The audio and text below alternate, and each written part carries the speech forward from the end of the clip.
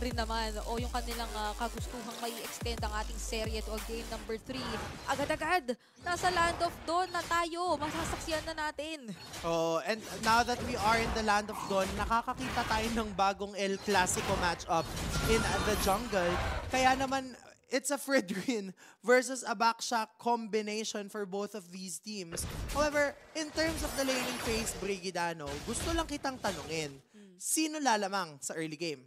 Pagdating sa early game, yung gold lane naman na tinitignan natin, na-mention mo na kanina, parang magiging sabayan lang naman talaga.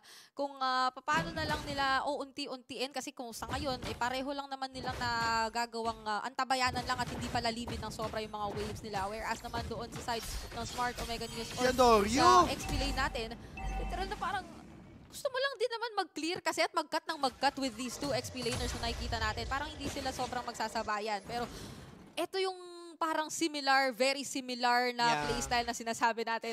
Agad-agad mo nang nakita yung gulong eh. Ito yung sinasabi mo din kanina, no, na with an Baksha, no, para kang kumalaban ng assassin na makunat. Sa sobrang bilis niyang mag-rotate, brought by yung gulong-gulong factor na meron itong si Baksha. Kaya naman, definitely mamaya, hindi lang natin makikita yan sa gold laner. Gugustuhin niyan, dadalaw din siya sa XP laner para lang mag-up itong si Micro in this lapu-lapu. And magkaroon ng enough space itong si Luis just to be able to dish out enough damage against his enemies. Ayan o, kahit si Kyurem nga, nararamdaman niya eh. Sabi, so cute to. Hindi ako tinatantanan ni Andorio. At maski pa yung concussive blast nga eh, meron pang nadadagdag yun na sakit sa ulo. Kasi masakit-sakit din naman kung tutusin. Tingnan mo, kanina nandun lang siya. Babanggain. Ay, nandito na naman siya sa baba. At napangarian na nila kahit papaano yung control dito sa ating turtle pit. Pero yung turtle, mataas-taas pa naman ang buhay na hinawakan. Low na si Micro. Low na nga rin dito si Micro, both XP laners. Nandito na para tumulong at umantabay. Pero si Luis, iba yung kanyang plano. Maghahanap siya ng mga tao sa likuran. Grabe yung sayawan dito. Di na-reset yung turtle. Pero si Micro na-pa-flicker na doon Heartguard. Inaalalay dito kay Nasty Wayne Andorio. Umiikot-ikot pa din. Mukhang retry battle na mangyari. Gusto na nang-secure ni Andorio at mukhang maisa-secure niya nga. Ryan, napakaganda ng pagkakalabag ng Mystic Gush. Nasty Wayne will be the first to fall. Nandyan yung mga kasagutan mula kina Kyurem at Vin. Pero hindi yung sasapat. Wala na silang sasamahan. And with that, a turtle plus an additional gold plating sa top. Meron pang bonus na first blood for the side of Smart Omega Neo. So definitely, the odds are in their favor in this specific matchup. Kasi nga naman, ang bilis ng pag-ikot ni Andoyu with this Baksha. Iba yung parang nadadala mong pag-overwhelm dun sa sides mo eh. Na parang maya't maya nag-aalala sila kung meron nasan ba bang... to? Oo, nasan na ba yun? Sa akin ba pupunta o sa'yo dyan sa kabila? Tapos kinakailangan parang i-contact nila yung isa't isa. Ano na bang balita dyan? Kasi as of now, nakikita... Kumusta kayo, Jarn? Parang sa kabilang banda, sa kabilang ako, ano bang nagaganap dyan? Kasi as of now, nakikita mo, all around the map, it's Smart Omega Neos taking full control. And actually, nagagawa na nating makakita kung sino nga ba yung clearly nakakakuha ng advantage dito pagdating sa overall na pagki-clear at maging sa kanilang mga gustong gawing rotate. So, in terms of hindi man yung pakikipagsabayan o pakikipag one-on-one talaga, yung wave clear parang sobrang pumapabor na ngayon sa Smart Omega. Oo, kasi nga naman yung first skill, second skill coming from Riley, yung mga mystic dyan, ang bilis niyan, parang same concept as sa Noveria na yung mga Astral Meteor and Astral Recall, sobrang bilis. And ito na yung sinasabi natin na nasa bot na si Andorio. Dinalawa. Dito pala ako pupunta. Uy, Heartguard kinamit kay Micro pero hindi na mabubuhay pa. Vin might just be the next to fall. Pinagsususuntok na doon ni Luis. Makaka-double kill pa. With that specific play, mukhang mas nasty pa si Luis kaysa kay Nasty Wayne. A very wonderful knock-up and jabs with that Paquito against their enemy. And with that, walang Heartguard si Vin. Tapos, mukhang ipupull nila ang turtle onto their side with a 2-level gap coming from Andorio. Ang hirap mag-side lane dito. Hindi mo talaga alam kung ano mga pwedeng mangyari. Pero mas pala jungler, kinakailangan mong mag-alala. Ibinuhos yung Mystic Gush. Tuto ba si Nasty Wayne? Nandun naman yung Minuan Fury. Pero Andorio pa din ang makakasecure ng turtle. Kaya mukhang ilalaban na nga nila ito. Binanggana nga nila si Micro. Hindi na hayang mabuhay pa with a torn apart memory. And there you go. Smart Omega News once again winning that clash. And wala pa doon si Luis. Nandito siya sa mid, kaya naman mukhang mapapaflicker out si Vinton and mapupush ng side ng Smart Omega Neos that easily ang mid-turret ng side ng TNZ4, which opens enough opportunities and possibilities for them to be able to get the minion and the jungle creeps. Ang bilis ng transition. Yes. Parang kahit sa Land of Dawn, may lakad sila. At yung lakad nila ay yung sunod-sunod na pag-rotate at pag-ikot sa isa't isa. Dahil ngayon, nag-conceal play na naman ang Smart Omega Neos. Kung ano-ano na talagang pakaba ang kanilang pinapakita kontra sa TNZ4. Maski yung kanilang pakikipagsabayan sa pag-angat ng waves, eh medyo nagiging problema na. Oo, tapos si Luis nagka-cut lang doon sa ating bot lane. Kaya naman meron na tayong 6.4k gold lead and as early as 6 minutes. Almost 1k gold lead per minute. Wow! Tapos, despite all of that, nakikita natin na nasa-channel lahat ng items towards dito kay Wes. Ang dami na niyang items. Si Wes na 2-0-0 na sa Broding hinahawakan niya. 2 out of 5 kills.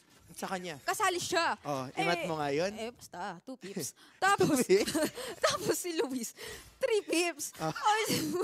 Isipin mo yun. Ito yung mga side lanes mo, parang sobrang alam mo ni, kapag nakakakuha sila ng ganitong advantage, mas magiging madali na yung buhay nyo. Pero QREM, pilabay na nalalambot ngayon sa damage na ibinibitaw ng Smart Omega Neos as they target yung mga turrets na open ngayon. At mukhang gusto na nga nilang i-expose yung base turrets. Exactly. And kung makikita natin, no, na nag-build na si Supermark ng fleeting time, ito yung sinasabi ko the past few weeks. Na kung saan, kapag nakapag-snowball yung team mo in as early as 7 minutes, hindi mo kailangan i-prioritize yung pagbe-build ng defensive item. Why? Kasi nga naman, hindi ka pa kayang i-burst down ng enemies mo. So, ang gagawin mo, mag-build out ka na lang muna ng mga utility items na makakapag-help sa ultimate mo. Kaya naman, speaking of ultimate, lili ko rin yata nila si Nasty Wayne. Likeran at nandiyan yung hard guard para tumulong kahit papaano. Kaya naman, masasagip pa ang buhay ni Nasty Wayne. Alam na ngayon ng TNZ4, wala ng Flicker at Divine Judgment si Supermark. Kaya naman, posible silang umangat ng kaunti at magmatapang. Pero you can't deny the fact na masakit pa rin ang mga players ng Smart Omega Neos. Exactly. And with all of this happening, wala pang napupush na turrets ang side ng TNCZ4. This is total domination coming from the side of Smart Omega Neos, and they know it because they're confident in spamming their recalls and sending out stickers against their enemies. Pero kahit na gano'n ang sitwasyon, mukhang ang Smart Omega Neos din naman, papahalagahan na nila kung ano man ang kanilang na-establish. Ito yung Smart Omega Neos timers nga natin. Papalapit na tayo sa 10-minute mark, but even na kahit wala pa tayo doon, wala na palang ibang torre bukod sa kanilang mga base turrets. And TNZ4, kitang-kita natin yung kanilang pag-struggle talaga na madepensahan lang, ultimo yung kanilang mga torre.